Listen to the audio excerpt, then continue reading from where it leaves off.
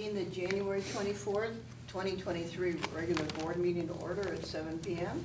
Chris, would you call the roll, please? Marjorie Bartelli. Here. Karen Larson. Here. Jenny Norman. Here. Liz Sullivan. Here. Emily Swistak. Here. Lorna Turner. Here. Sarah Wynn, absent. Thank you. Agenda item 2, opportunity for visitors to speak. Public comment is for the general public to address the board. Each person will have up to 5 minutes to provide public comment if they so choose. Any public comment? Via email? Thank you. Item number 3 is acknowledge that Trustee Sullivan and Trustee Turner reviewed the December billings in January, and that Vice President Swistak and Trustee Wynn will review the January billings in February. Agenda item number 4 is the consent agenda. Is there a trustee who wishes to pull something from the consent agenda? If not, may I have a motion and a second to approve the consent agenda? I move to approve the consent agenda. I'll second. No discussion? Roll call, please. Emily Swistak. Aye. Karen Larson. Aye. Jenny Norton. Aye. Liz Sullivan. Aye. Lorna Turner. Aye. Marjorie Bartelli. Aye. Thank you. Item 5 is unfinished business. 5A is capital improvement project, monthly project status update. Mark, will you please update the board? I can do that. And include the action items that are up for vote in your report. Not a problem. All right, so I'll start from the top of the monthly report for everyone. Essentially, progress update. I did attach some pictures, and some of these are even outdated as of today. If you've been around the library, the stairs are now about 2/3 installed. They'll be pouring the concrete that infills the stairs on Monday. The elevator shaft is all framed and drywalled. Actually, the bottom right picture of the report is the inside of the elevator shaft, which you'll never see again after the elevator shows up next week. So took a picture of that for to commemorate it, I guess. All the steel. You can actually see some of the steel that was installed there next to it. The south canopy is well underway with the siding. I believe you've all have kind of driven around there, seeing the cedar. It's starting to extend onto the north side. If you go in the north side today, for instance, the whole, I'll call it back upper part of the wall is all cedared siding, and then the 2 sides are actually going right now. They're hoping to finish that in the next week and a half. Weather pending is going to be the critical thing, how wet and just nasty it is next couple days. But in theory, what they'll do after that's done, actually, I'm jumping ahead a little bit in my report, but what they'll do is they'll start taking down some of the temporary protection and open up that entry a bit more as they can get themselves clear of that space, which will help. Other things that have been going on, all the windows have been replaced besides one window that they're waiting for it to arrive, that's great news. Your south canopy and north storefront, so that's only the larger windows, not the punch hole ones. Those will be showing up in the next 1 to 2 weeks and for install, so that's great news. So really that south entry is going to have a lot of activity. We have the stairs going in now, elevator in next week, and then we have the windows going in right after that. And they're trying to just pack it all in all at the same time. And then obviously we've completed the restroom inspection, which was, we talked about a little bit last month, where we were going to camera the whole line around the restrooms. I can talk about a little bit that in one of my next agenda items. Handrails are installed. I know that we want to touch base on that a little bit because there were some concerns about some of the rusting, what's going on there.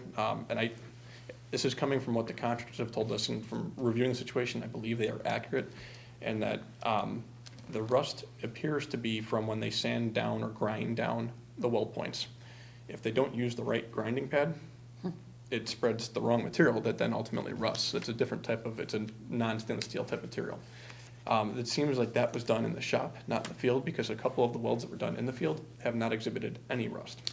So they've made 2 attempts to repair it. The latest seems to be somewhat successful. They tried basically a new polish wheel and a chemical cleaner on Monday. They were doing that when I was there. Yes, they had the wheel going. Yeah, exactly. So we're supposed to monitor it over the next week or 2 to see if anything comes back, and then if it can be accepted at that point in time. But we all know that it is not acceptable at this point in time. 3 of the handrails have been, that test method is done on 3 of them. The 2 handrails that are by the egress exit, that's the one right by the atrium, and then the 1 short section of handrails that's by the main entry. So we'll keep you posted on that and make sure that we get what you ultimately paid for, the right handrails.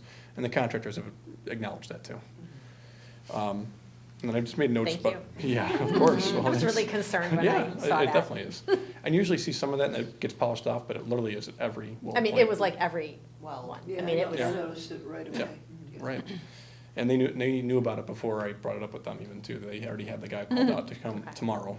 So, at that point in time. Winter conditions, this is, not so much winter, but it's more weather conditions. I think we all knew about this from last month. There's no update, but there's some things that will happen in the spring once the weather kind of warms up. One, we needed some final asphalt on the outdoor program area that's on the far east side of the building. That'll come once the asphalt plants reopen. And then some of the final paint coats that will happen in the exterior. You can actually see on the south entry, they did put the second coat on there because they were able to find a couple days where it was 40 degrees. And so they're tackling that where they can. we had a couple of patrons ask about the paint color because they loved it so much, they were thinking about painting their house. Peel green, right? on the north entry, you know how there's like some of that paint, I haven't been, I was a couple Yeah. days ago I was there, but that paint is like not, They'll get Not another perfect. coat. yeah, Yep. like it's peeling off, it looks The like. scratchy, yeah, Yeah. that was the first coat. Yep. So how is it gonna be It shouldn't be protected peeling then? off, that was more. Or just, it's just, What happened is they painted it on the inside when the wood was stable, uh-huh, and then they moved it outside, cut it, and then a lot of that Cracks. cracks were Okay. also is from when they cut it Okay. to then install it, because they painted it in huge long boards, Okay. really, 40-foot Okay. long boards, 20-foot long boards inside okay. before they moved it outside, and it's just in the transport back and forth that it got dinged up. So then they'll apply another coat and then something to protect it after that too, Well, or the- no? The coats that they'll apply, that is their finish coat, and that type Okay. of paint is Exterior. it's exterior grade, so Okay, it's- so it won't do no, what it's doing peel. right now? Exactly. If we've got a peeling problem, then it's a bigger problem, then we'll have them come Okay. out to, because they used the wrong paint. Okay, and the cedar on the inside is beautiful. It looks amazing. Smells It's wonderful. like, it's so pretty, I just wanna sit there and Right. stare at it, like, Right. it's so I nice. think it's gonna be a big statement for the library, Mm-hmm. when that north canopy is finally open. It looks really, really nice. Mm-hmm. Speaking of, do we have a guess of when that would be? So that's actually going to be, it's a kind of a question and an ongoing discussion as of last week with the contractors. The sliding glass doors that have not been installed yet, they seem to be ready. We just got an email earlier this morning, mid-February, which ties up pretty well because we think it's about a week or two until the siding's up and everything else. We have them? We do. Okay, that's Yeah, good. so the sliding That's glass. half the battle. We have the doors. Not yet, they're not here, mid-February. I Okay. did get an email, you didn't be But copied we- on it, but we know mid-February. It's not in transit. Well, it's not in They're transit, somewhere. they're in production right now, is what it is. But email actually gave us dates, which is the first time we've seen real dates, not end of January. Okay. So I have a good sense that they're not making things up on us. The question though, I guess for discussion, and I'd like to talk about it more with staff too, is that it's going to be cumbersome to take down the temporary doors and put up the glass. Now, it can be done, that's what we planned on doing. But when we get to the schedule, it's a good segue if you want. We're looking at a substantial completion around 3/22. We're actually hoping that that's gonna be earlier, but the contractors won't commit to earlier because they've been burned before. We're going to have a transition period where the youth program area is finally completed and the teen area is final completed. And that's for the workstations that are currently in there to be moved out. And then we have a move. So there will be another closure at some period of time. The Right. question I have is, do we wait to do, if we can just use the temporary doors as is, obviously clean out the whole entrance, so it's just the temporary doors you're dealing with. Do we wait to put up the sliding glass until that transitional period? When the library might be closed for a period of time anyways, and not have to have people and contractors working back and forth. Don't need a decision now, I'd like to talk to staff about it, but if you do have thoughts on that you wanna share tonight, we definitely would like to consider that. I think that's a better solution, rather than It sounds like having a good patrons idea. come I don't think in and out. we'd need to rush on having the doors if it's gonna disrupt other things. Right, It's not all done, it's not but for the doors, so. Right. May as well just hold off until it's better right. timing. Even if we can get that whole entrance open, so that you're using it, you don't see the scaffolding, you don't see it partitioned off, it's Right. open, it's just that you're coming through the temporary doors. To me, But like you said, to talk to staff, I mean, if there's complaints about the current doors and people are really itchy to get the final ones in, then that's a consideration, but Right. otherwise, I say go It's for it. been working fine. They lock, they're secure. I'd rather wait until we're just closed so we don't have to have disruption in addition to the closure, so. Right. So we'll work on that. My next task as part of the schedule is actually coming up with the kind of point by point, all the moves, all the furniture installations, all of the little pieces. Now that we have the contractor schedule, now that we've got some dates to work off of. I have to fill that all in, and that will be one of those pieces that I think I have to put in there to figure out, okay, how many days is that going to take? They have to tell us, and where does it fit in? What about the south entrance? When are we thinking about that being open? So same question there. The elevator will be, now, the challenge you're gonna have is the elevator has to be inspected. So the elevator, say it's gonna take 2 weeks to get installed. They have to then call the state for inspections, and that could take time. We can theoretically open up the south stairs before the completion, but again, if we're talking 3-4 weeks, and it works for right now, unless, again, staff need it for staff parking, it's really, I'd almost leave it to staff to say, there are certain days that we need to use the south entry for the staff entrance. That's what we planned on originally, for weather or whatever else, and if not, then put it all in. I'm not saying hold up anything there about installing it, get it all installed. It's just opening it to the public. Opening, yeah, we did not plan on, Right. originally we planned on opening it to public, yes, that was way back when. Right. Then we said, okay, well, we're having some issues, let's make it a staff-only parking area, and that, not staff-only, but staff and overflow in the south, and just use that south side for staff entry. We've gotten lucky this winter, quite frankly, that the weather hasn't been bad, so staff have been able to come around without much problem. And we're used to that, and I would rather staff stay out of the way of the construction team and have them be able to deal with the elevator and get it done. So I mean, do you think the south entrance will open up like before the final in March, in Oh, April? yes. I mean, or do you I think would it's? I would think we could get it around substantial completion, and it wouldn't impact anything or have any, that wouldn't be a problem, especially for staff at that point, because then you're not bringing staff through. Now, we need to get inspections and things like that from the village. That's what we're probably working around at that point in time, not so much construction work. It's more any of the village inspections have to go on for And occupancy. state has to inspect the elevator. Well, state will inspect the elevator, or quite frankly, the entity that inspects it, I'm not sure if it's the state or a third party or whomever else the contractors deal with that, they're the ones that have to call for it. But when I mention inspections, at the end of the project, you'll have most likely a partial occupancy that you're given by the village, once they do okay. a final walkthrough, and then you'll have a final occupancy. Our goal is to get the final occupancy by your grand opening, and the partial occupancy right around substantial completion. And so in that window is when we open it up for staff. Mid-March. Mm-hmm. Okay, makes sense. Was that latest leaning that you were describing to wait to open the south until the elevator is all ready, as opposed to open it once the stairs are viable? Yeah, and that's kind of where I'm leaning right now. You can do it either way, and I think we can gauge it based on how much use it's gonna get, how necessary it is for weather purposes. Well, and the accessibility aspect of it That's- too, Right. Right. only because if people come in with strollers or wheelchairs or something, they won't be able to go anywhere. Well, it Elevator's wouldn't not be, there yet, it wouldn't be Right. for anybody but staff. but staff. Yeah, for an early open. Right. Okay. So we've already jumped ahead a little bit to schedule. Substantial completion we've been given from the contractors is 3/22. They are trying their hardest to push that forward as best as they can, but that is the date. What we're also trying to coordinate is this punch list and transitional work between 3/22 and 4/11 is actually starting that a little bit earlier. Again, I don't want to guarantee any of that, but if we can start, say, some of the workstation moves, so in other words, we can put in the new workstations into the new space and move people directly from the temporary workstations to the permanent workstations while this whole thing is going on. Maybe some of that work in the teen area and the future playroom can happen while the library is still open to the public. Well, they can't access those spaces anyways, public can't. So we're trying to see if we can close down and how quick of a turnaround we can get between the move and any library closure that would be needed to accommodate the moves back and forth. Because keep in mind, you'll have workstations, workrooms moving over, and then the entire collection gets spread out, re-spread out throughout the entire building. So we have new shelving going in, shelving moving over, and then before that happens, collections come down, and then all the collections get re-dispersed throughout the whole building. And the ones that are off-site have to come back Yes. too, It's an right? operation. Yes. And when would they install the Lightzilla then? Lightzilla is in. installed. It is, It's that's just one that's unveiling, just yeah. covered, Mhm. right, Covered. oh, okay. Yep, That's what I thought, right. okay. So, I'm sorry, I was just wondering, when can we use one of the meeting rooms to meet as a board on site? Probably April. definitely April.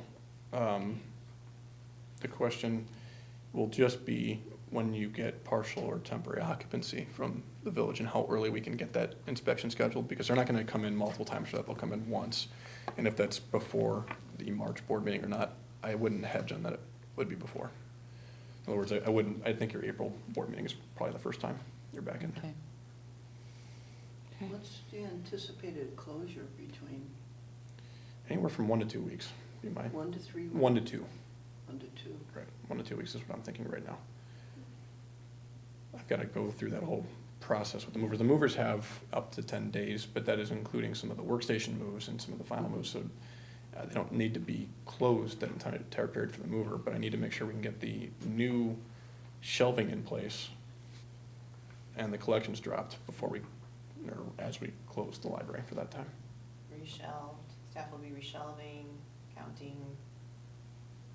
2 departments are moving. Mhm. 1 department has 2 floors. It's just a lot of movement. Lots of pieces. Yes. Do you This is think- the fun part, though, because it looks like it's a Yeah, whole it library. does. And this is, it'll even be fun for the board to come in there because you'll be able to see it, but as the furniture's coming in, as, you know, it's something to see at that point. Mhm. Do you think it's wise to do any communications pieces that would tell people during, you know, right before the move, that they could actually go to other local libraries and use their cards in a reciprocal nature? We certainly can do that and just let them know that. I mean, but we are also promoting what we have digitally. Yeah. We'll have a number of, just like we did with COVID, you know, we had all kinds of promotions regarding what we have to offer, but we can do that too. Yeah, I Just just, to remind people. yeah, there's people who want a physical book, Sure, you know. yes, um, there is. So I'm just thinking if we give them that option as well. Mhm. Because I'm surprised, a lot of people still don't know about the reciprocal nature of libraries. Okay, yeah, that's absolutely, we can do that. Great, thank you. So walking through, again, we're planning on tentative final completion, that's final being the 11th. With that being the case, one of the things we want to start talking about next month would be your grand opening and scheduling that, coordinating that. I think typically, I mean, it's up to the board how you would want to handle this, but a lot of times some board members get involved in planning that with staff. And I don't know how much you want that to be, you know, a couple board members handling it, and then we come back in next board meeting and say, this is the plan, and let's talk about it, or if it's something that, you know, we just talk about and we bring some options to you at the next board meeting as a group as a whole. I don't know, Diane, if I you've think that's a thought good idea. some different ideas there. Yeah, I mean, part of my goals is also to outline what that would look like, working with staff on that, and then maybe you and I can Mhm. present something next month. Okay. And then in the meantime, I do think, right now, actually, I was in the library earlier today a couple times, drywall's going up, it's about 75% done on the second floor. They're hitting it with a larger crew tomorrow, and they're gonna have a lot more drywall going in next week. At some point in time in the next week or two, if you wanna get a lay of the land, you're more than welcome for tours. I think just try to coordinate it with Director Weinstein, so that we can make sure that we've got any of the welding turned off. And they've been welding the past 2 days, the stairs and everything else. I'd rather not. Lots of sparks. Lots of sparks. You Yeah, can I actually saw ask your- that when I peeked through the door today. Yeah. All the sparks were flying. I walked Oh, in they're welding. 2 days ago, and the front lobby staff said, yeah, it's been a little sparky the past 2 days. So but it's cool because you can see the stairs, you can see how it's all gonna lay out, you can see the drywall upstairs, you can see how big that space is. The It 2 is. new study rooms are drywall, or framed, you can see the doorways. There's a lot happening right now. So next couple weeks, I think it's good timing for the board to take a So look. then Tatiana, will you send out an email to us to find out? Okay, Yes. perfect. Yes. Thank you. Awesome.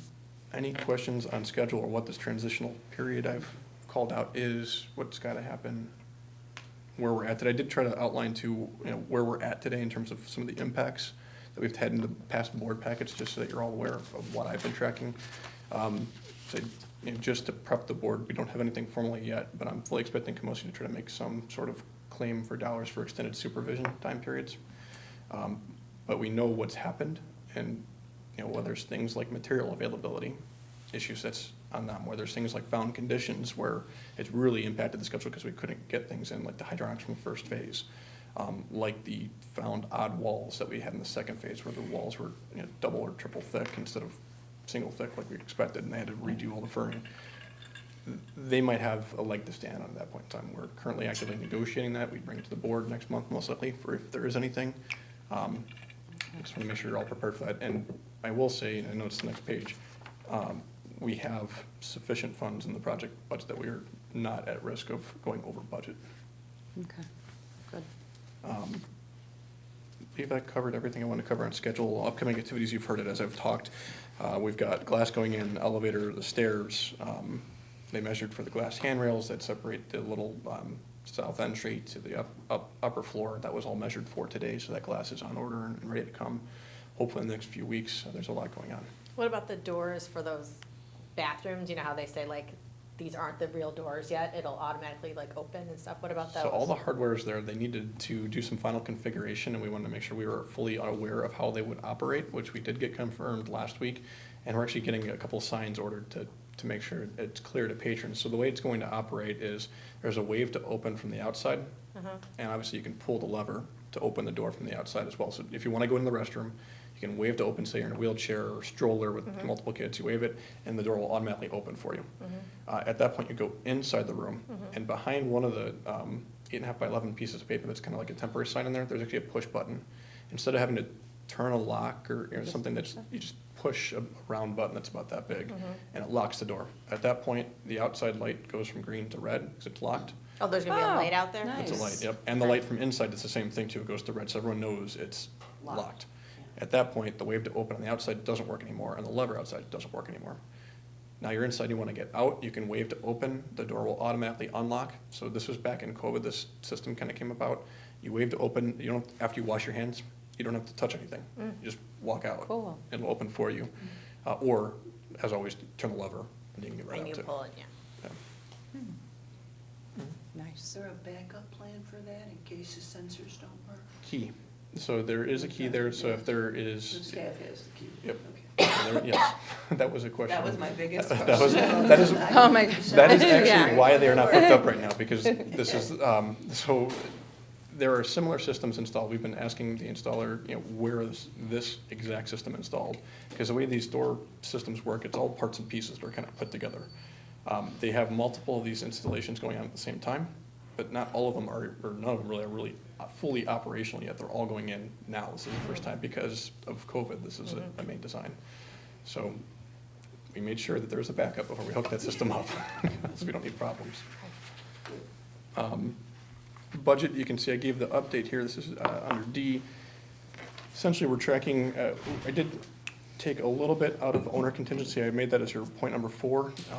When we went to balance phase 1 HVAC ductwork, there were issues noted with the existing air handling unit and the variable frequency drives that correlate back and forth, so they had to modify those. They also had to modify some of the existing equipment that was not part of the scope of work.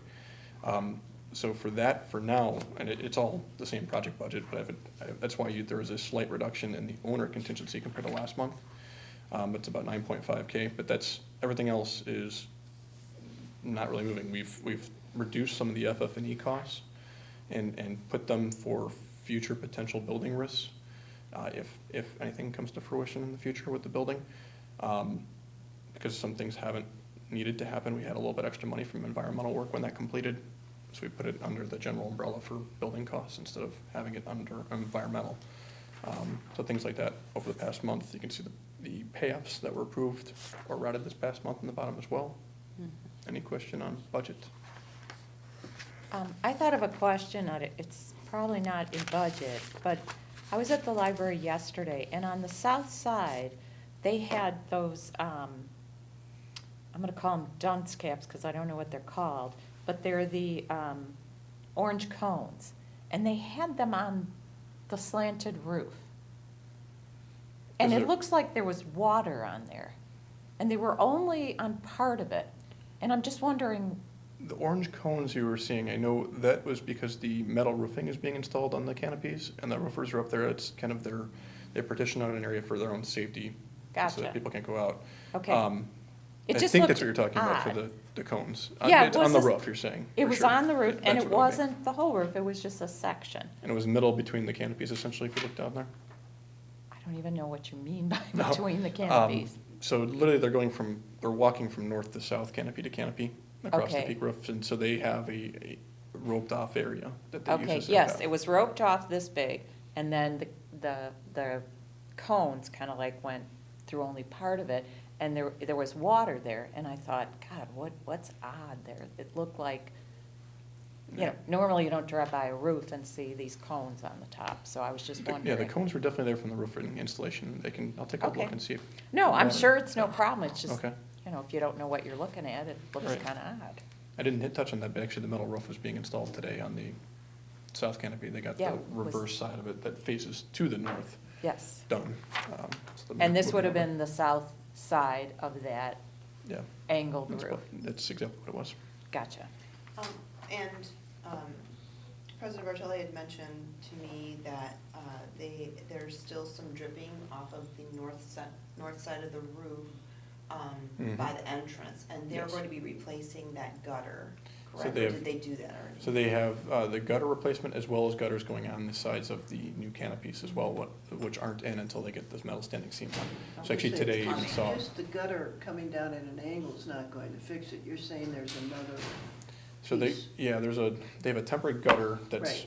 at the old gutter level. Mhm. And then they have on the sides of the canopies, another gutter system that will then take everything Okay. down. Right now, that doesn't exist, everything's just Right. shedding off the canopy arbitrarily. That's fine, It's a little icy the other day when we Yeah. put up. yes. Yep. Thanks. Mhm. Gotta watch us old people, you don't want us to Mm. fall. That's for sure. The last thing I'll say in the budget, just to give the board a sense of where we're at too, I'll just key you in on two numbers. Under anticipated cost, the very bottom number, that 7.7, that's including all like the allocated funds that for risk items and everything else. If you look under the committed to date, the contracted 7.243, there's a giant variable between there. That's somewhat of our, there's certain things that we're going to do at the end of the project, buy some TVs and things like that. But you can see there's a decent delta there. That is the safety net that is out there. Just want to make sure the board knows that as you're looking at change orders for the next couple of months and that we allocate things above the line without the owner contingency being touched, and that's how we do it. Any questions there? Okay. I'm going to skip through because you guys have stared at the open bid alternate discussion for the past 6 months. It hasn't changed, and we're not changing it right now. The change order update, there are some different, everything in black is from last month, everything in red is new notes. So the two items I'm gonna save for later is change order 27 and 28, we'll touch that in a minute. Change order 33, we did approve, that was a credit for some AV, some floor boxes that didn't need to be put in. We coordinated with furniture and found some savings there. The change order 35R, that is the phase one mechanical revisions I mentioned previously, where some equipment that was found that was prohibiting the testing and balancing being completed on phase one. So we did authorize that so we can get all the material ordered and then get that scheduled so that some of the staff don't have to deal with loud jet engine noises. I don't know if any of the board have been in there.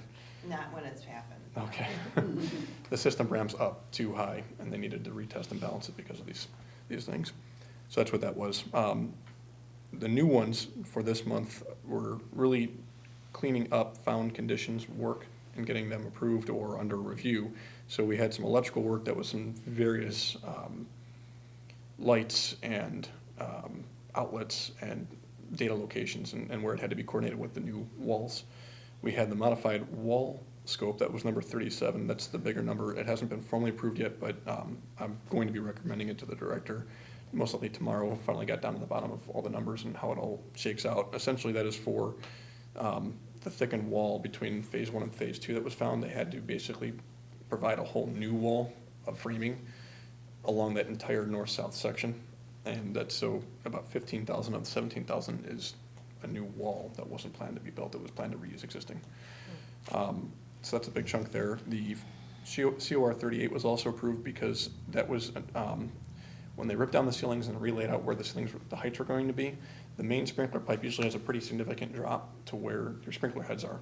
And usually that's about a foot or something like that, because you have about 4 feet of ceiling cavity there. Well, the sprinkler pipe was about 2 inches above where the ceiling's going to be, so none of the lights fit. So the cheapest option we had was to, instead of reordering lights and waiting months and months and months for those, was to modify the type of sprinkler heads we have in the second floor. And that's really what a lot of this cost is. It's some soffit work and then the sprinkler pipe work to make sure that the lights fit without having to reorder lights. So that was the cheapest option. We had multiple options priced for that. 39's under review right now. That's repairs to some found exterior conduits that were buried underneath the concrete sidewalk when the concrete got ripped out. Conduit was exposed and the conduit was basically completely corroded. Think of how your plumbing pipe was in your men's restroom. That's how we found some of the conduit outside. So that's the cost to repair that. And then number 40, which is under review as well. I believe that's accurate and that'll get approved here in short order. There's a firewall that separates the level 2 main public area to the adult services workroom. That firewall just so happened to come up right where some existing mechanical equipment needed to be accessed for future maintenance for air filters and control panels. So there were two options. One, either bring the wall up and then above the ceiling, create like a T and come up and around either way because it has to be fire separated, or relocate the mechanical equipment about a foot. It was much cheaper to relocate mechanical equipment about a foot, 3 pieces. That's So what that many is. things come up when, throughout every other day, it's like It's- something small or something big, it's just amazing. So. Yeah.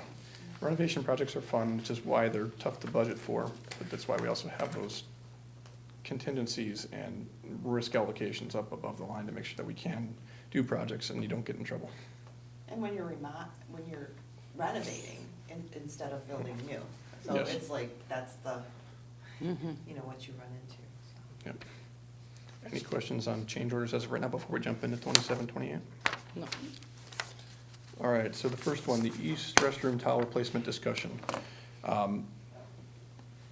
Essentially, the last board meeting, everyone knew that we needed to go and replace the plumbing in the men's restroom after we saw how corroded it was. At that point in time, we decided we're going to camera all the lines to make sure that it isn't a widespread issue. Good news is it's not a widespread issue. They cameraed from a mechanical room, hit all the pipes. Interesting thing is we actually have as-builts of where the pipes are supposed to be. Pipes were not installed where they were shown in as-builts from the 1980s. So I actually printed it out just so I had it for reference in case there were questions, but literally pipes weren't where they were supposed to be and were not supposed to be. It works, their system works fine. It's just, it's been fun trying to figure out where everything is. That being the case, for the men's room, we know we need to replace the tile. It's a quick, one option you have, but we do not recommend, is you can kind of just replace the area that you cut out, but it's going to look poor, quite frankly. So we asked them to price the men's restroom floor replacement itself. Now, we did this request for pricing, that's why the number is 27, and we're up to 40 nowadays. You can see where the gap is. We asked for this pricing a while back, so we knew it was a risk. We wanted to see where the pricing came in. At that point in time, the pricing included the demo of the existing floor, actually back up, demo of the toilet partitions, that's all the phenolic pieces, demo of the floor, reinstall of the partitions, and reinstall of the floor and base. It did not include piping because we didn't know exactly where the piping was going, because it didn't make sense what we were running into before we dug down. So the piping ended up being a lot more convenient to replace than we thought, because we just had to dig the 4x4 foot hole, get down there, and take out the one trap instead of having to take 10-foot lines out underneath the ground. So that was good news. And the other part of it, that plumber who did that work is also going to be rehanging the toilets. He took the toilets down and are rehanging the toilets. So it's not a huge cost. It's not included in that 19, but there's a little bit of a plumbing cost. It's a couple days worth of work for a plumber and a couple days worth of a guy digging down the 4 feet and then refilling the 4 feet with concrete once it's done. That's not in the 19. We carried that in the budget from day one, essentially, to do all that work, though. Since cameraing everything, and I passed out a picture for everyone that they can see, we can't get into with the camera on the scope from the plumbing side, you can't get into the vertical piece in the women's side with that camera because there's a trap and you can't push the camera up a trap once it goes down. It doesn't want to come back up. So we did our best to try to take shots from above down in. And what you're seeing on the one page with the little light in the page is that pipe is dry. We fill it with water. And the men's side, when you fill it with water, the water disappears within like a half hour. It's not a good thing. It's supposed to sit in a trap for days, months, not go away until it evaporates, so it should stay there. For instance, we found a buried trap in your lower level circulation workroom that no one knew was there.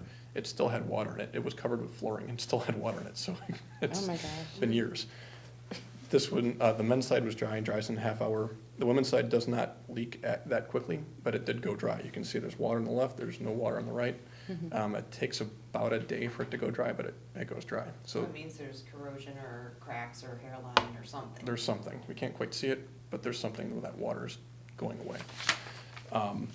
What's on the other side? The other side, just for reference, is the men's side and what Oh, we right. found. And why I wanted to show you this is not the entire pipe had to be replaced. It was the trap, which is kind of still the This bottom part of it. It's still a little bit in the ground there, but we're fully expecting to see that same condition in the women's side. Because if you didn't have a great picture from above with the light going down the pipe there, granted, the tile's not all cracking around it, but it doesn't look too dissimilar in terms of when you look down into that pipe and the fact that it dries out. So we got pricing, the flooring is about the same. We think the scope is gonna be about the same for the piping. We don't know exactly where that piping is going, why we don't have the cost for it, because nothing has matched the as-built yet.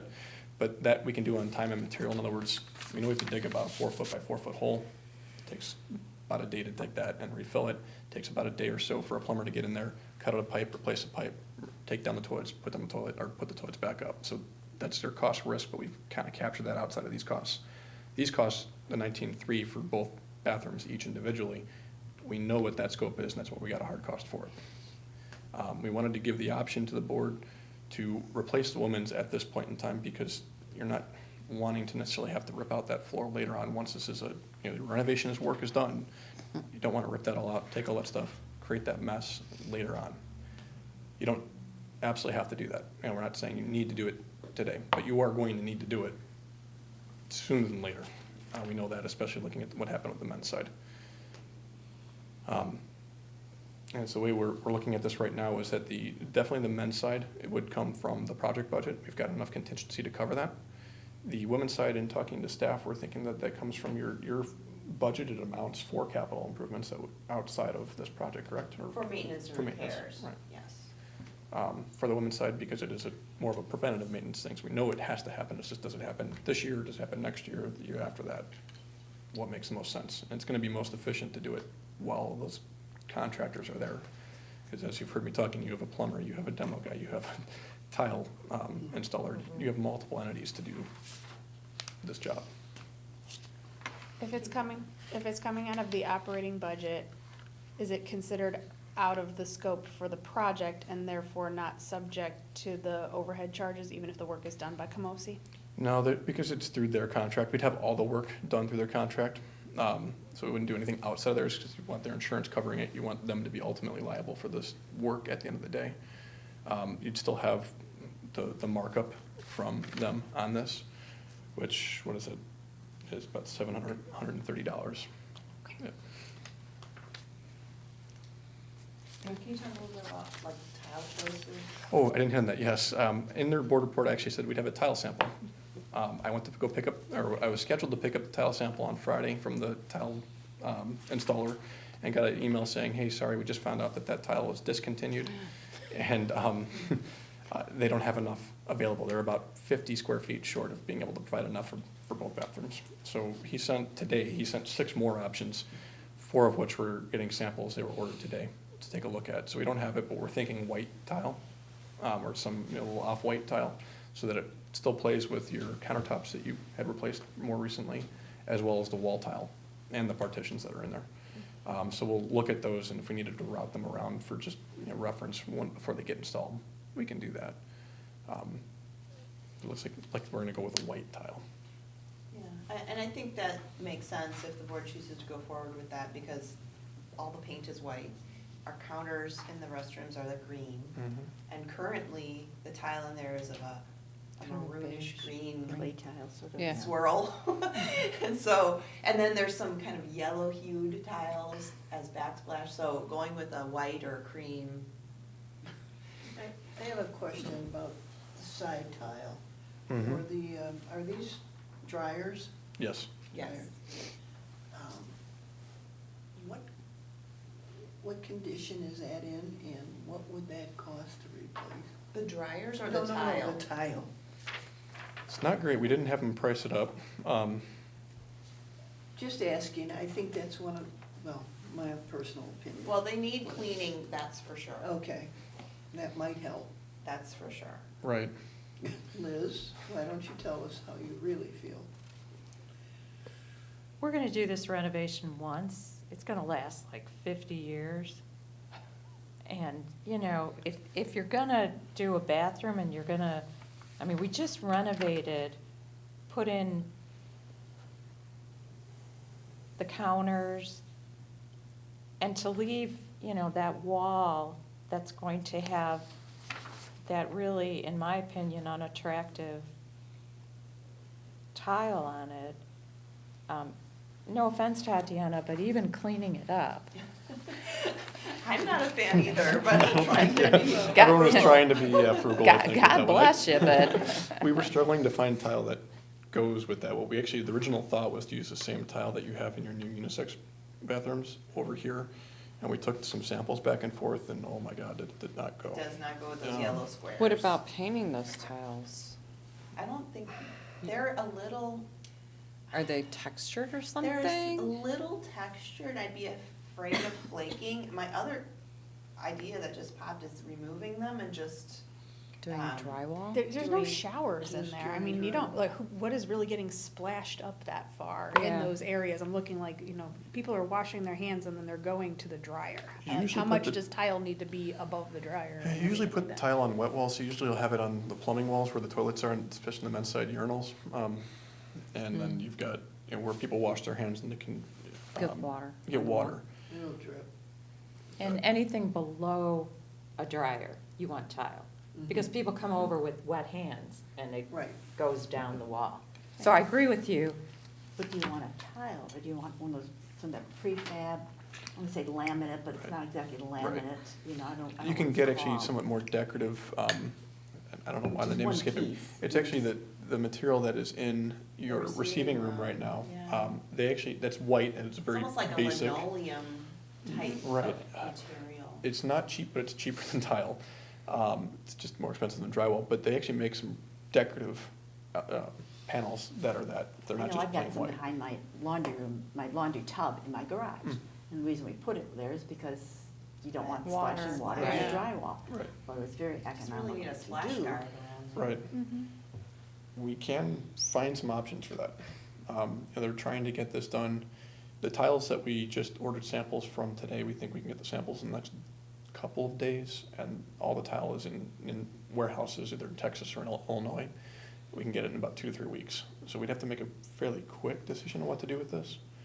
I don't know, I'd be worried that if we wait till the February board meeting, it'd be problematic to get it done by March 22nd, but I don't know if, Jenny, you look very pained. Yeah, I'm trying not, I'm okay, I'm I'm trying not to jump out and say, we gotta do something here and Is it steal the just this- microphone. Is it just this wall that's tile? it's that the we're back looking wall at? where the toilets are, Or does and it the go- front wall, and Yeah, then it's not a little the entry, amount. yeah. it's, Well, Just- and I didn't consider that back wall.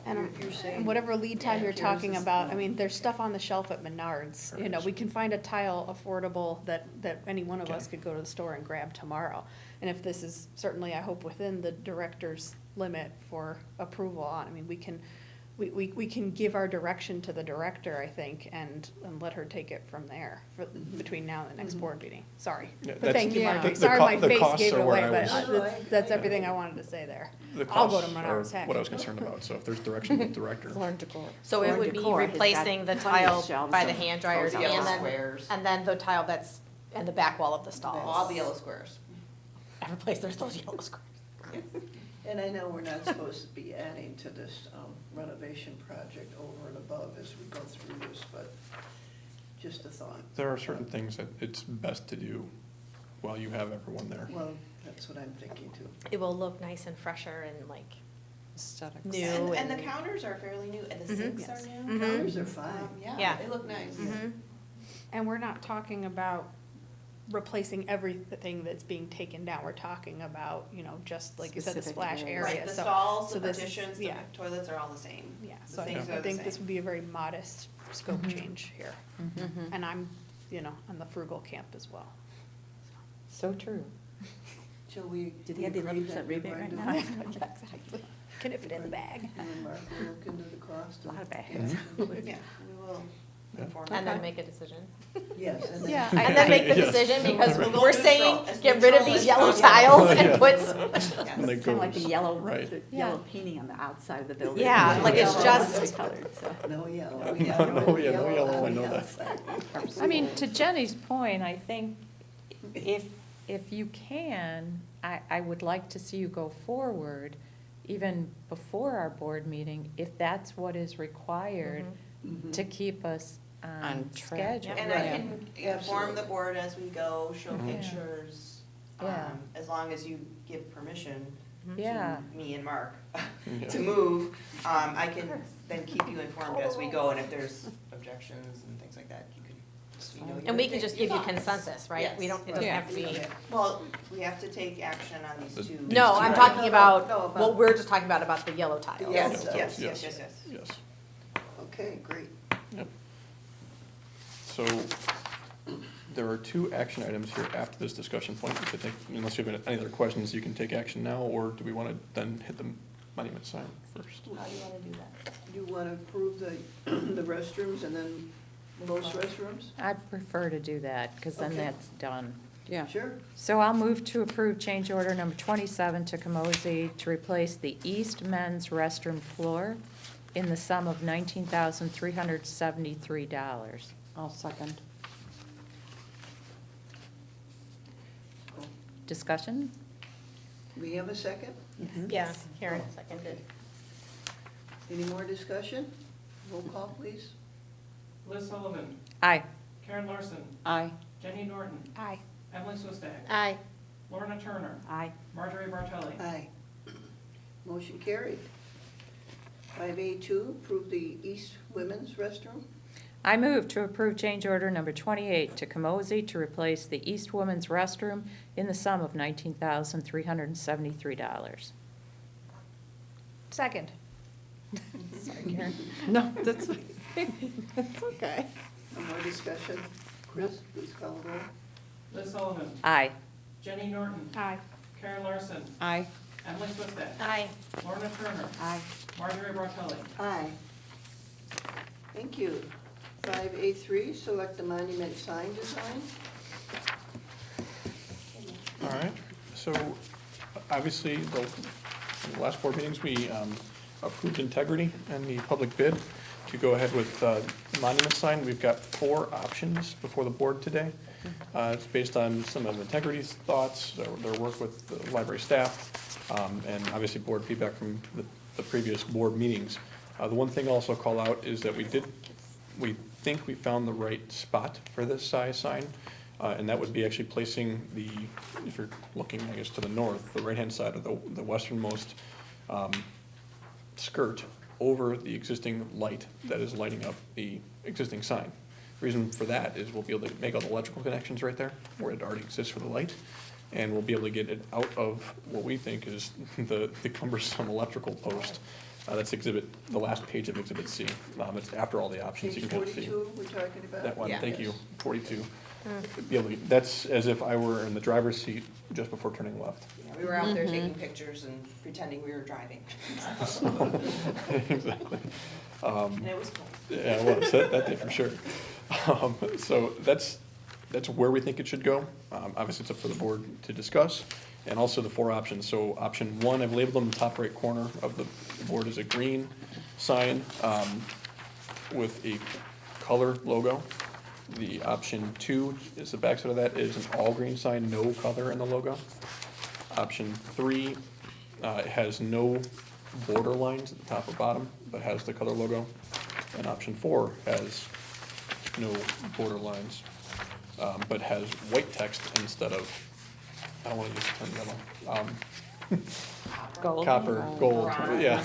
That color hasn't been selected yet. Once we get, the specific RAL, that'll be samples that we'll be seeing before we actually have that, but you can kind of get the gist. It's that goldish color. So in these different designs, we talked about the, like, light, there being interior light, right, shining through. So what would shine through in The each of best. these? Just the text that says Lisle Library District with the logo? The logo shines through as well. So what's going to happen with the logo is that it's actually kind of a semi-translucent film that's placed on the outside. So when it lights, that actually will light the logo itself in the whatever colors are on that film. So that whole logo is going to be one big square rectangle with that film on it.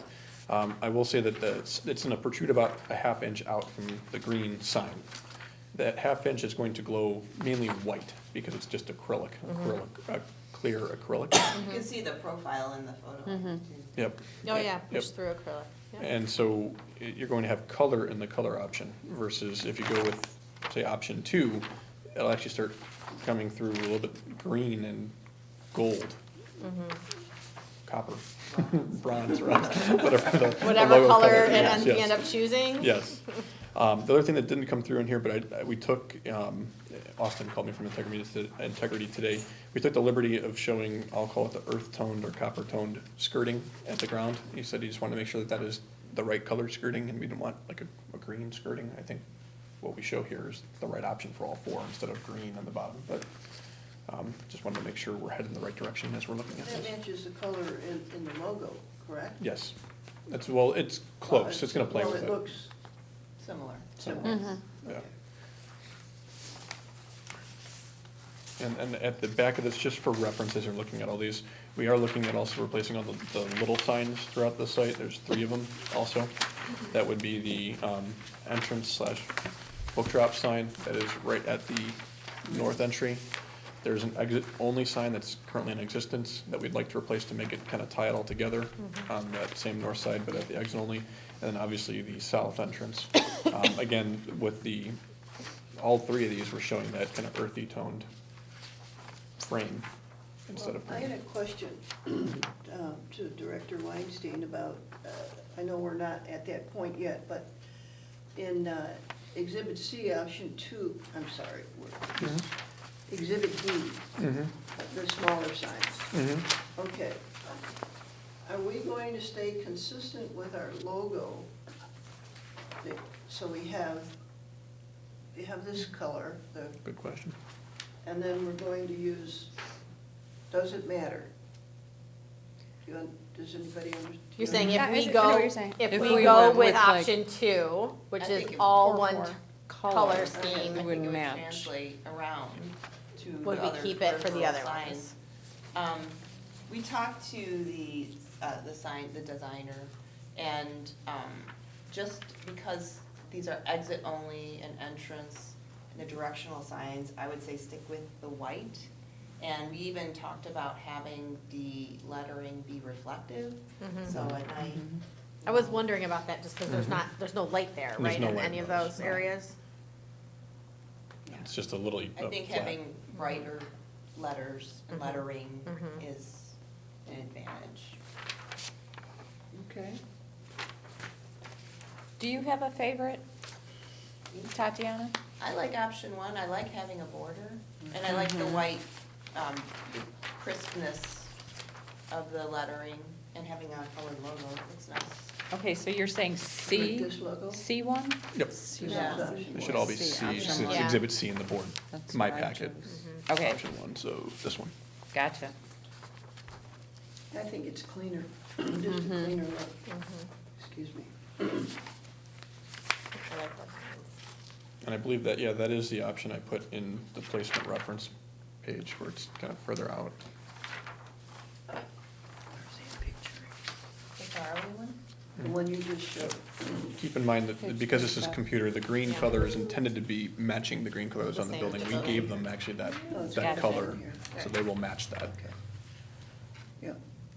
And given that it matches, it's not gonna get lost in the green? Especially when you have, in the winter, it might start blending in a little bit, but when it's lit at night, and then, because it's so, it's got dimension to it, which doesn't show up on this picture, so it's just a drop, you'll have enough separation, it'll be okay. In the summer, you're not gonna have any issue, because you're gonna have the greenery around, and actually, right behind it, it's hard to see, you can see the tops of them, you have some new arborvitae Yews. planted, and Yeah. grow up, and that's gonna be a different color anyways. Okay. So then on these ones, the reflective part would be all of the white stuff or just the big words like exit only, entrance, book job? The lettering. The letter. The The lettering. Okay. And then this will just be the same, it would be the same as that, as if we go with it? Oh, so no, this is gonna be lit up Yes, from the that'll be inside. lit, yep. Because it's acrylic, never mind. Okay. Is it a punch out on the peripheral signs, or is it just a film on the sign? It's a, for the 3 small ones, it's a film on the sign.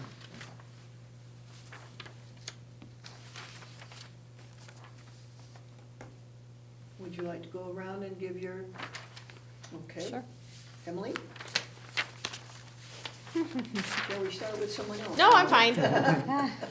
I like option 1 for exhibit C.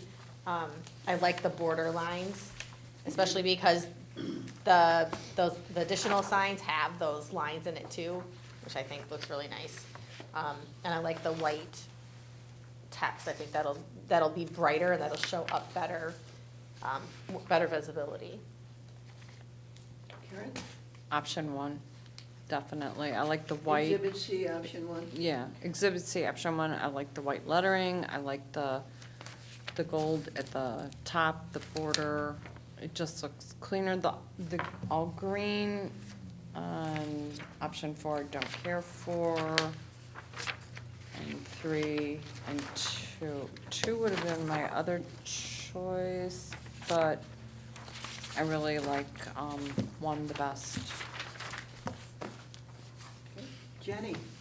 I really can't break the consensus here as much as I'd love to, make it interesting. No, I really, and I also want to thank the board members who were here last month who got us to this stage, because even though I didn't add my feedback in, I was among the consensus on that choice. So this is, the big decision in my mind was done in terms of the overall shape. So that was huge. And then, yeah, I agree with everyone talking about white letters, border, and the full logo. We have such an amazingly beautiful logo, so show it off, and it'll look great. I think the only thing I want to point out that I don't think anyone did is that in options 3 and 4, they're showing a difference in the portion of the sign that is green. It says 30 inches versus 36. I don't know, and so 3 and 4 are like a shorter version, so I don't know if we cared to discuss whether we like slightly bigger or slightly smaller, I guess. I wonder if that's because of those lines, The and then there's lines, the yeah. additional above and below. And I- The shorter version. It's just this. It's On still the at 48 outside. inches tall, looks like, and they just did a. Yeah, the total height of the 30-inch sign is the cabinets. same, it just basically comes down Yeah. further. And so the only difference is, I guess, don't plant larger shrubs by 6 inches and we can, we'll be fine, right? So, so that's, and then the other thing, just picture-wise, option 1, it looked like the footing on the west side was a lot shorter, but that's just the rendering. It's not like we're Right. It doing will be a. slightly shorter. It actually is because of the land, because they're gonna set the sign level. And they did come out and measure that it's gonna be a little bit, but it's a little bit. is the Okay, right- for some reason, option 1 was the only one that looked that stubby, and I just wanted to make sure we weren't picking Yeah. a limp sort of a sign Yeah. there as A well. runt of the little. Yeah, But no, Whatever they looks had pretty left stubby. in the, yeah, exactly, yeah, 2 looks stubby. And then, do we just want to talk about that or the other 3 signs as we're going? if you have comments on them, that would be great. These are the ones that we had gotten priced way back when from other vendors. And we got new pricing from these guys since they're now on board, and their pricing beat everyone else's pricing anyways. So we had already kind of gotten the board's consensus that we were gonna go forward with them. We wanted to re-show them before they put it in production. But what's on them is up Is for up- yeah, discussion. completely. Well, lucky for me, I don't have to say much because I pretty much love them. I think there's only one thing that I would maybe change a little bit, and I'm open to what people think. If they think changing it a little bit is good, the exact change. It's the additional line in the south entrance sign, between south entrance and pickup window. I think that extra yellow line looks a little weird.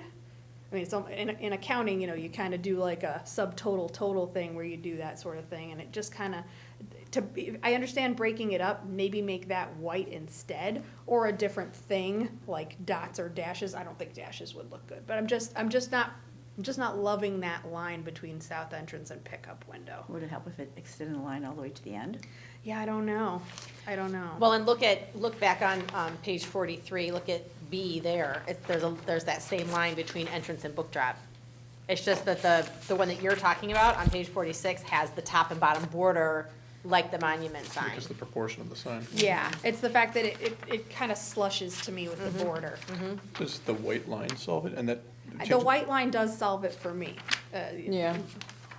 Could be more cohesive. I think so, because yellow in this case, we're not making the letters yellow in this case. Yeah. We didn't choose a yellow letter The option. border is yellow. It's just the border, exactly. And So, then the divider is white.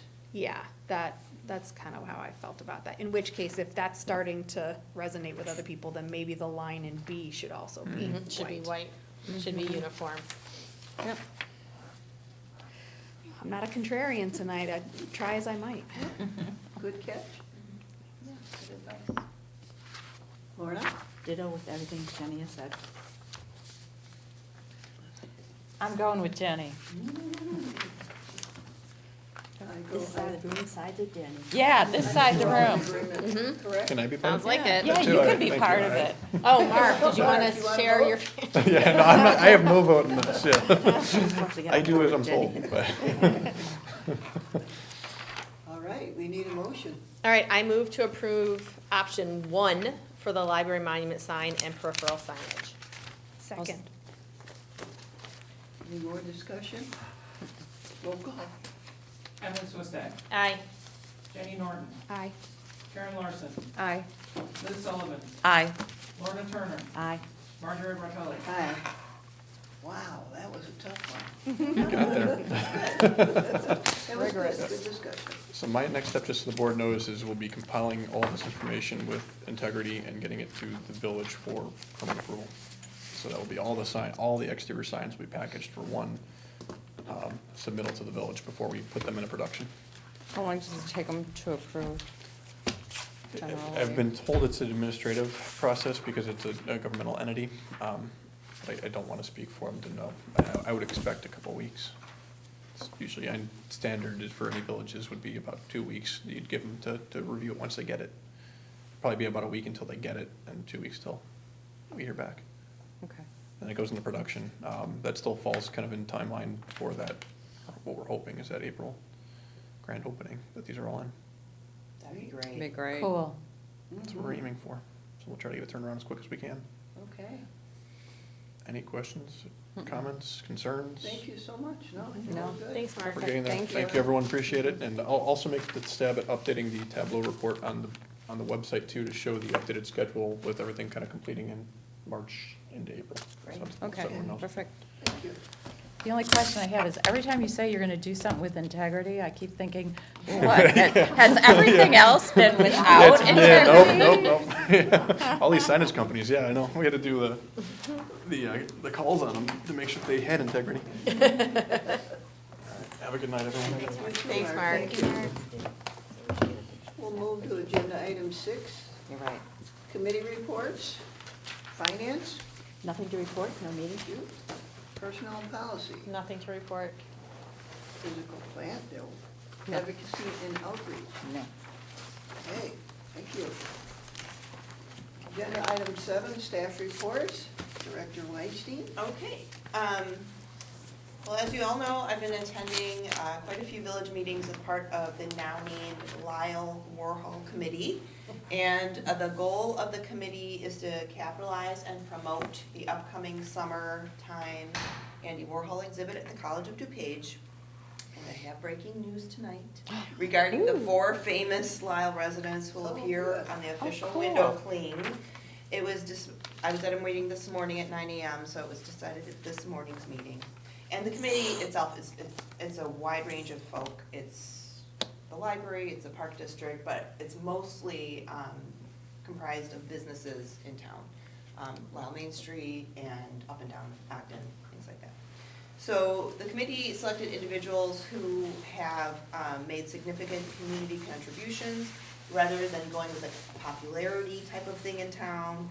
And the 4 selected people are, number 1, in no specific order, Joy Morton, the founder of the Morton Arboretum, Martha Schiesier, who began her 40 years of service to the Lisle school system in 1926, and she was the sole school administrator for 19 years. Next is Carlin Nally, better known as Coach Nally. He was District 202's football and track coach, as well as being a superintendent for a number of years. And they also, the village also dedicated a street in his honor downtown. And then lastly, Henry or Hank Van Kampen. He was a volunteer firefighter, the Park District's first board president, and best known for his work with Eyes to the Skies in Lisle. He also created Community Park. So that's who the committee selected, all four very deserving folk. And the neat part of this whole shebang for the library is that we will receive the free of charge to us, complimentary 4-foot by 4-foot window cling. And it will be a la Andy Warhol. So the four faces will be very Warhol-ized. And then we in turn will promote the event. And this event begins in June. It's going to be about 3 months, and lots more to come. During that time, all of Lisle, a lot of businesses will be highlighting the event at College of DuPage. And we just learned this morning that every city or town or village in DuPage County is participating in this event. Oh, So Lombard, Naperville, everyone's doing a Warhol type of thing. So we are ahead of the game as far as villages go, because we've got a lot of things already in place. Some people are just jumping on the bandwagon now. So a lot of things will be happening in town. You'll see the posters. Other government entities, other businesses will be able to purchase this window cling and have them in their window.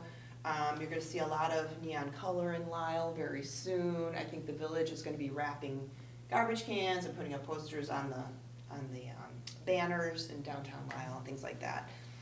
The businesses will have specials, like drink specials, and restaurants will have meal specials, and then you'll be able to buy Warhol-esque items in different shops, like candles or tea towels, things like that. The library will be the place to go for learning about these four individuals. So we'll have a display at the library that talks about these four people. We'll have books on pop art and Warhol available for checkout. And then we're also workshopping a lot of things. I know Trustee Sullivan mentioned like a scavenger hunt, things like that. So we're workshopping those kind of ideas. I came up with a selfie idea, take a selfie at the library and then receive discounts at local businesses. So that's being thought about by the businesses. So a lot's gonna happen. Someone else brought up a kind of a neat idea, since we'll be fully renovated at that time in the summer, is having an event at the library after our grand opening, of course, in June and maybe July, having an event celebrating the window clean and unveiling it and inviting maybe family members of some of the people who are featured in there. Oh, nice. And so it also would Good invite idea. people who don't know, where the library is perhaps, or not familiar with the renovation, so having an event like that. So I think there's a lot of wins for us in terms of moving forward with this. So there's more to come. I just wanted to share, you are the first to hear of these four people today, and there'll be more information coming through the Downtown Retail Association. There's something called Shop Dine Lisle Facebook page. I'm sure the village will push stuff. So there's a lot of more to come via social media and through the village. It's probably too late now, but I would certainly, and we've talked about with the Women's Club, trying to pull in the Green Trail Shopping Center there off of College. I mean, it's probably too late to get them involved too, but it's a good-sized shopping center there. Oh, you mean businesses? Yeah, Oh, it's still, anyone who's interested can contact the village. yeah, I mean, because and- we're talking about maybe doing was it Western Springs? Witches on bicycles. Witches on bicycles, and we'd start there and do the neighborhoods rather than always doing everything downtown. And I mean, those businesses are supportive of everything too, so if you can draw them in. Oh, sure. I think that would be This is open to helpful, too. all Lisle businesses. We have a number of businesses on Ogden who are Right. off of, not on Main Street, Yeah. who are part of this committee, so. And can we do a pop-up Studio 51? Yeah, really. Right. You mentioned a Facebook page about businesses. What was the Lisle name of it? business- Lisle businesses? There's two I know I've seen. One's the like retail association, and then one's called Shop Dine Lisle. Shop Dine Lisle? That's right, with little periods in between, I think. I have never Yes. heard of these. Little periods. Right. Shop. But Period. then, those aren't the only ones. I mean, the businesses themselves will also be promoting via their business pages and things like that. So there's not one page that's gonna be pushing. Yeah, but I mean, I live in Lisle, and I've heard of like the individual businesses Downtown having Retail Association. Facebook pages, but there's a Shop Dine Lisle. I've never even heard of that Facebook page. It hasn't been around forever. I feel like it came out like during COVID, like it was trying to get people to Yeah. patronize the businesses. I'm just surprised. I'm on Facebook a lot. Shop Dine Lisle. And what was the other one called? Something like Retail retail? Association of Lisle, I think. I honestly, I don't remember. Okay. Okay, so that's the Warhol Committee, and we're doing good work, and continue that. Moving on to the phone system at the library, we are scheduled to migrate overnight tonight to a cloud-based system. So as of tomorrow, fingers crossed, everything should go smoothly and we'll go back to normal. We've had to muscle through a little bit of a glitchy things where patrons have to call, well, when they call the library, they have to input an extension. It's gone okay. We haven't had a lot of complaints. We had a couple of emails saying, hey, your phone system's down. And then we just let them know, bypass the message, plug in the extension, and they're like, okay, great. So hopefully tomorrow everything's back. And then lastly, in my report, as part of my professional goals that I talked about last month, I've developed a marketing plan for 2023. It's in the packet. Using the advocacy, outreach, and awareness focus area in our strategic plan. I've worked with our marketing specialist here at the library to focus on three main goals for 2023. So goal number one is to broaden our reach to underserved populations. Goal number two is to increase community awareness regarding our location. And goal number three is to seek new avenues to promote digital offerings. And these three objectives will include, of course, reviewing our demographics, evaluating our district as a whole and specific pockets, effectively using our brand in the community, engaging with community and business groups, doing a lot more social media reach as well as physical outreach, optimizing our signage on the property, which we just talked about, as well as encouraging advocacy overall. And I've included a PowerPoint printout in the packet, and I'd just like to walk through the pages with you. You should have a copy there, and if our guest wants one, Chris has a copy. So we all know the library's mission, and that's to be committed to enhancing the cultural, social, and lifelong educational development of the community. And in concert with that mission, the library's marketing mission would be to advocate and create awareness of library services, programs, collections, staff expertise with an engaging and clear approach. If you flip the page. This next page distinguishes the library district from the village of Lisle. It outlines our residential reach beyond the village borders. So our reach is a bit broader than the village borderline. Our district population is 30,281, and that's per the Office of the Secretary of State. And the village population as of today's reading was 23,887, and that's the U.S. Census Bureau quick facts. A difference of 6,300-ish folk, so that's not a small amount of people.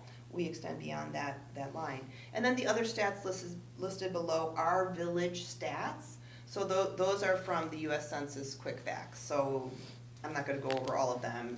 Talk about the households, the poverty rate in Lisle, how many veterans live in Lisle, age breakdowns, racial breakdowns, things like that. So we'll use those statistics when we work with this plan. On the next slide, it does outline the goals for 2023. I've already mentioned those. So I'd like to go over each goal just really quickly and talk about why it makes sense to have these three goals for the next year, okay? So if you flip the page, that first goal, to broaden reach to underserved populations. The library does a great job with families with children. Our programs are full, traditionally full. Sometimes we have waiting lists. Our materials do really well with families with kids. We do a good job. Sometimes we're just overbooked for some of those things. So the question is, who should we focus on for this next year?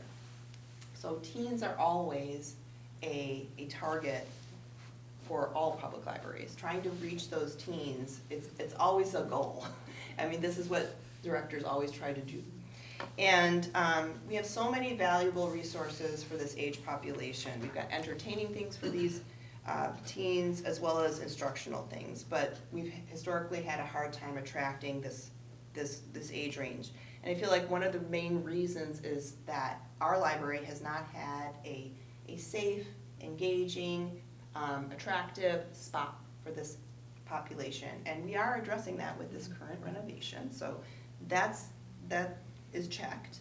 But we also need to ensure that our teens know what we have for them. So our plan is to work with local high schools and the junior high, that's District 202, 203, Bennett, Chesterton Academy, publicize all of what we're doing within the programming that we currently do. Something we haven't really proactively done is seek business partnerships with businesses who cater to teens. And then just sharing with you, the national average of teen population in America is 13% and ours is 21%. So that's a healthy chunk of people that we can attract to the library. You mentioned District 203, but you don't have it on here. Yeah, this is just an outline, Okay. but I can. I mean, there's Input two that. junior highs in 203 that definitely have kids in the Lisle Library District there. Jefferson and Kennedy both have I will Lisle add Library that. District students. Got it. I will add that here. So, just so I understand, you said 21%? What was the statistic you just quoted? So the national average, teens comprise 13% nationally of the population. Of the population? And in Lisle, it's 21% of our population in Lisle. And that's the same with the state population. So the state population is also 21%. So Illinois has more teens than national. So 1 in average. 5 people in Lisle is a teen? According to the US Census Quickbacks, yes. So it's not 1 in 5 is a child of under 21, it's 1 in 5 is a teen? I think it's under 18. Okay. Is that's how it's presented. The next group is our 20-plus-year-olds without children or not yet with children. Or you could also say it's seniors without children or who have left the house, or some people call this group downsizers. We can talk about that, and I can flesh this out a little bit more. This is just to share with you. So we would target apartment complexes, townhomes and condos, college campuses, Benedictine of course, and then nightlife areas or business locations who cater to 20-plus folk. And then we're also looking to market to lower income individuals and families. We'd like to target some staffing agencies, walk-in clinics, the township food pantry, as well as the People's Resource Center. And as you can see on the previous page, we talked about the poverty rate. We've got a 6% poverty rate in Lisle. And as I'm sure you all know, a public library can be a game changer for anyone who is either financially struggling and also unfamiliar with the library services. And then just another statistic, Lisle has a 6% poverty rate. Nationally, it's 12% for comparison. So not horrible in Lisle, but we still want to be able to serve those people and make our services, make them aware of our services. And if you flip the page, it's the second goal. It's to increase community awareness regarding our location.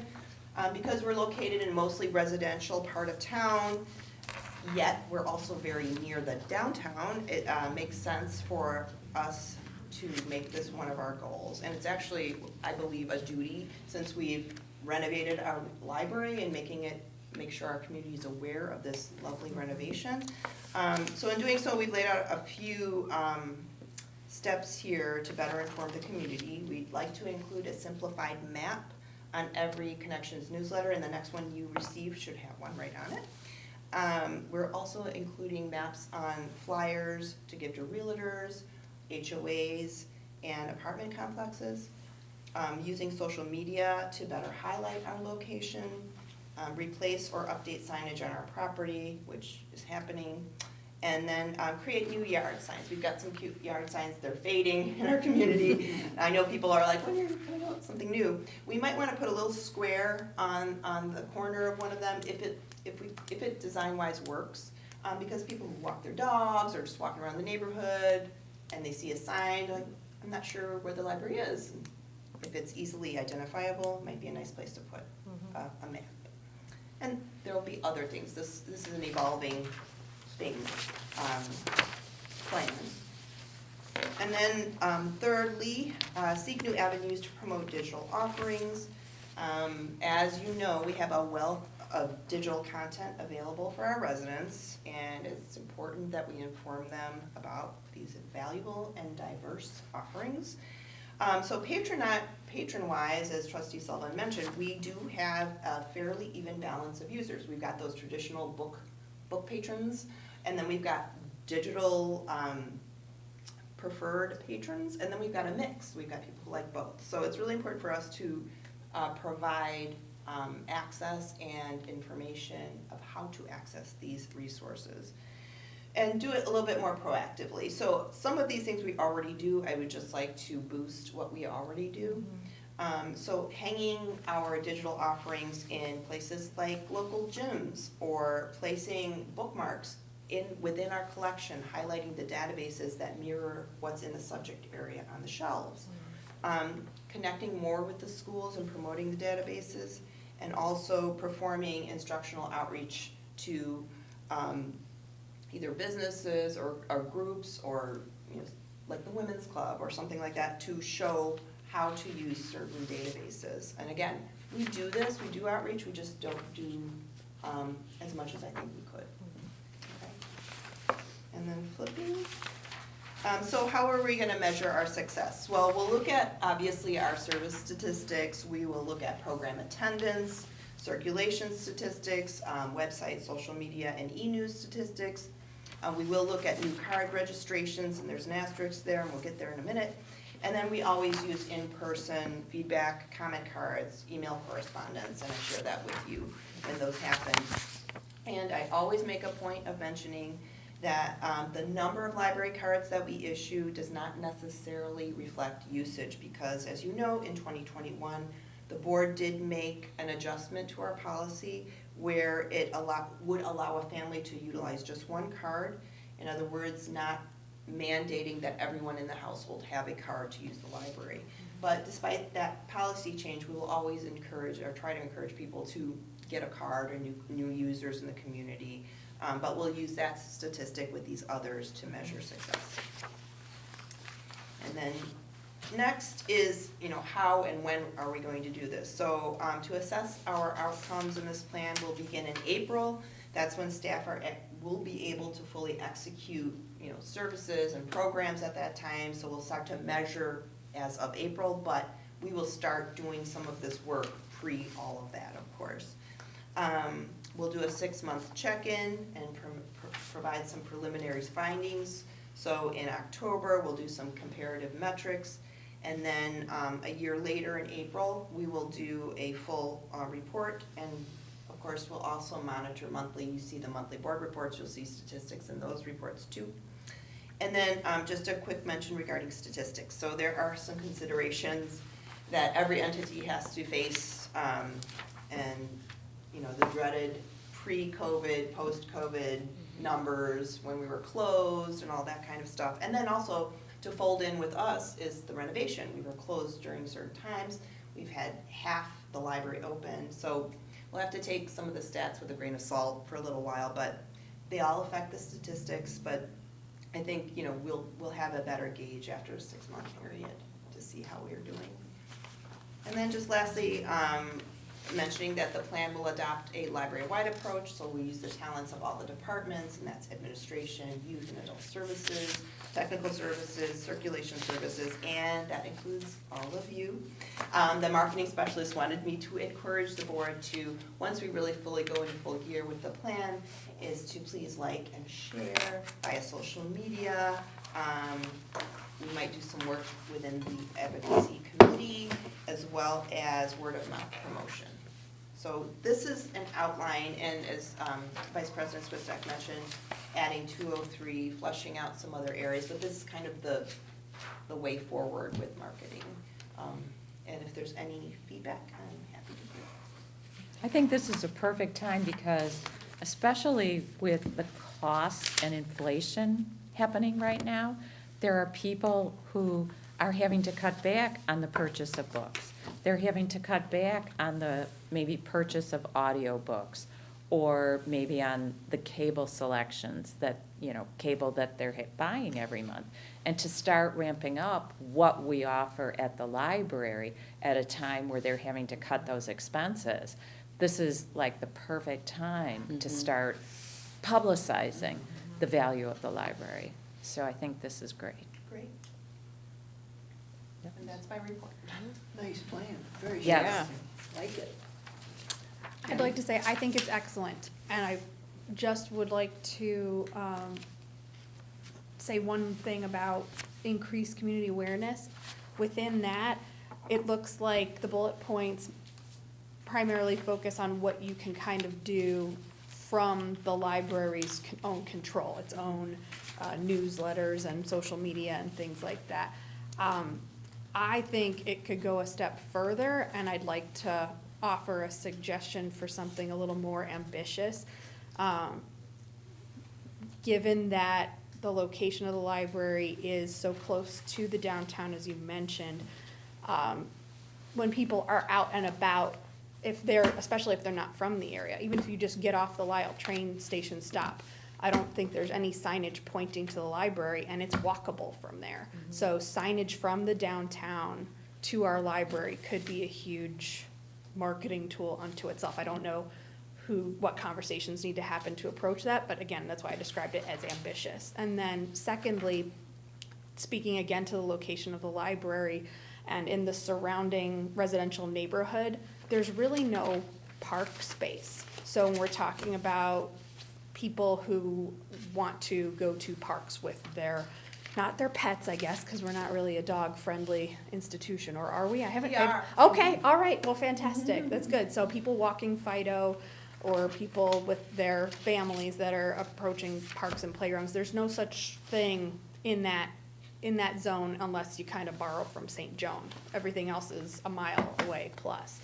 But we have an adjacent vacant lot right now that we haven't talked about for a while. So again, it would be partnering with other people perhaps, like the park district, approaching them and seeing if they would be interested in helping to create a park district space in that location, because I don't know that it's not in our renovation scope, we wouldn't be doing anything with that space anytime soon.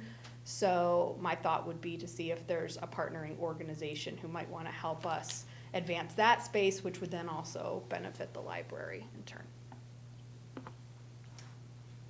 Good point.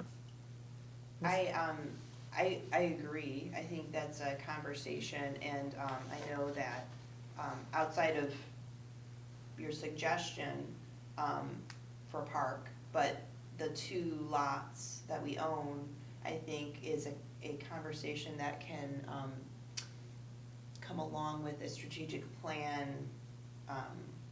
program for the board. So that can be folded into the next strategic plan and what we do with, just like the facility was a component of the strategic plan that we have now, that mostly focused on renovating the building. This next strategic plan can focus on, instead of facility, property, and what the board wishes to do Any other comments? For being a contrarian, she's really putting out tonight. Coming from a marketing person, that's a great From compliment. accounting to marketing, Yes. jeez. So, not my Question, wheelhouse. When you talk about new signs, yard signs, I learned something recently about QR codes. Ooh. Can we put one on our sign? Absolutely. That's how you Ooh. connect. Yes. That could I even be a can't take QR. credit Oh, for wow, my Marjorie. learning ability, I can take credit for, but not about the QR code. But I We- think that would be great. Yes, That would we be. can. There's varying opinions on if QR codes are out or in. Oh, see, Oh, jeez. I'm If always, people- I'm always a day late. If people actually like to use them or don't like to use them, but people use them. Kids and- do. Yeah, I mean, people use them. You could do a QR code that's just a map and how to get to the library. You could do a QR code that just takes you to our website. You could do a QR code that has a document attached to it. I mean, it's whatever you want it to be. Okay, And absolutely, we could do that. great. Cool. Well, thank you so much. You're welcome. Good job. Look forward to implementing that marketing law.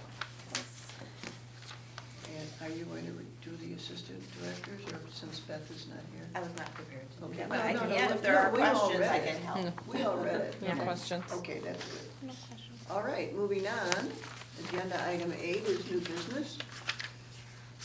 8A is to appoint a committee to prepare the fiscal year 2023-24 working budget. As board president, I appoint a committee of the whole to prepare the working budget for fiscal year 23-24. Meetings on the budget can occur as separate special meetings or as part of the regular board meetings. The board generally passes its budget in May, not later than June, as the fiscal year begins in July. Item 8B is to approve the per capita grant. We need a motion and a second. I'll move to approve the per capita grant application. I'll second. Thank you. Director Weinstein? Sure. The library is very grateful for the Illinois per capita grant. We've been awarded the grant every year, and the library expends these funds on a variety of resources and items for the library. Last year, the state awarded us a little over $42,000, and we spent those funds on programming, on pickup kits, which aided us when the pandemic was at its height. We purchased 2 servers using that money, and then we also purchased a few devices for the youth services department. So I also want to mention, as I do every year, in the application that you see in the packet, there is a character limit, so it shows that you've got this big area to write in, you do not. So there's a limited amount, you have to be very abbreviated in how you say what you say, and you also have to use very specific language per the application directions. So if it reads a little awkwardly, it's supposed to. So I just also want to thank the trustees for reviewing the standards as required in the application. And you'll notice that in the application on the front pages, there's a couple of fields that are blank. Those are our system code numbers that we just leave out from the public packet. For privacy, we will input those, and then I submit those to the state. And in saying all that, I just ask the board to approve the application as presented unless there's any questions. Any questions? Roll call, please. Liz Sullivan, Aye. Karen Larson, Aye. Jenny Norton, Aye. Emily Swistek, Aye. Lorna Turner, Aye. Marjorie Bartelli. Aye. Thank you. Item 9 is opportunity for trustee comments. We will start, we'll go this way. Liz, would you like to? No comments, just Okay. keep on doing what we're doing. Thank you. Ditto, no comments, keep on doing what we're doing. Okay. Sorry, get the 5-minute glass out. No, I'm kidding. It should, I'm long-winded, but hopefully it'll just be a minute or two. So as we're getting to this phase where we're starting to talk about the next year budget, with the committee as a whole, and we're getting to this point of progression in the renovation project. And at the same time, I, as a patron, have been frequenting a number of area libraries, so more so than I ever have before, for personal reasons. I am very interested, and we're not gonna talk about it yet, but this is what I'm trying to hope that we get it sort of percolating in our thoughts going forward is, when we get to the stage for the youth section, when it's starting to come together, that, for comparison's sake, all of the libraries in the area have a lot of interactive features. We've got Lightzilla now, which is amazing, but I don't know the details of what else is sort of, cooking in the works. And maybe there's a lot, and maybe it would be comparable to what all the neighboring towns have already, and or on the next level. And I know every town is different anyway, and should be, and we're not just trying to keep up with the Joneses.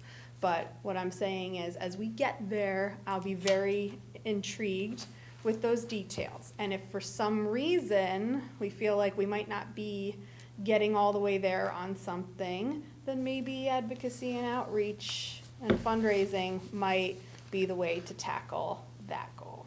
That's all I would like to say about that. I think you will be pleased in what the play area will bring. Excellent. I look forward to that. Thank you. Karen? I have no comments at this time. Oh, Emily. Oh, no. Here she I'm goes. No, I'm just, my anticipation of the completion date is mounting. And I knew from the beginning that, like, when we thought it would be January, February, that really wasn't gonna happen, but it's hard when you come and then it's like, okay, now it's March, okay, now it's April, and so it's, like, I understand that things happen and there's delays in supply chain and all that stuff. It's just, that anticipation is just like, I just wanna get to that point where it's done and it's open and we can show the public everything that's been accomplished, and so I'm just. It must be so much harder for trustees, because I'm there every day and Yeah. I hear the delays, or I'm in the construction site and you can see, oh, we've gotta do this now before we take this step. And so I'm living it and you're all seeing it from like chunks. But it's exciting to come in, when I was there yesterday, and the fact that there's now the logo in that sign, the part, whatever, by the entrance is really exciting to see that. It's like, oh, that's in, so seeing that and what we've seen on paper come to fruition is really exciting, and it's just, it's just getting there. Oh, I So agree. that's kind of where I'm at right now, but I mean, I'm still like really excited about it. We're but- getting closer. Yeah. So that's it. With that, may I ask, have the trustees seen phase 2? Just you. Just me. I think if you see it. Oh, Marjorie.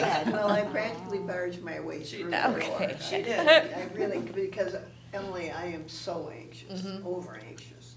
And I think when I do speak to Director Weinstein, I'm always asking, but I don't see people doing this, and I don't see people doing that, and as Director says, she's there every day and we're not. But, Well, when you were there, you Yes. saw some people. oh my goodness, I did. There were a lot of people. In that second phase, I can't believe what they did with that space. Yeah, so Wow. we will schedule some tours. And the crew, depending on when you come in, I mean, these are subcontractors, they come in shifts from 6 in the morning to, some of them stay till like 9 o'clock, 6 to 9 or 6 to 1, they're gone. You come in at 1, there might be another shift that it's a lesser crew. So it fluctuates throughout the day. Electrical, plumbing, drywall guys, paint, it's just, there's all kinds of folk in the building at all different times, so, yeah. And I'd also like to add, I'd like to thank the departments for their quarterly reports. I do read those, and one of the mentions is youth services. It's one of our best years for winter read. And I was wondering if there's a way, because I'm not very compliant, I read a lot of books, but I don't use the app to register it, so I didn't get a beanie. Oh, I'll give you mine, Marjorie. Okay, but I mean, Isn't there, may I ask, is there a way, To offer a low-tech submission? well, when you check out a book, can it just go on the reading program? We can assist you with that. No. And when you Okay, check out never a mind. title. No, all right, no special treatment here, okay. Just wanted to bring that up, because I'm having difficulty doing it. And then I did see the self-hold being utilized. Isn't that It's cool? Great, everyone seems to love it. Yes. And again, the marketing plan looks really, really good. So, thanks, everybody, for their comments, and the last item is to adjourn. I move to adjourn. I second. All in favor? Aye. Meeting is adjourned at 8:40.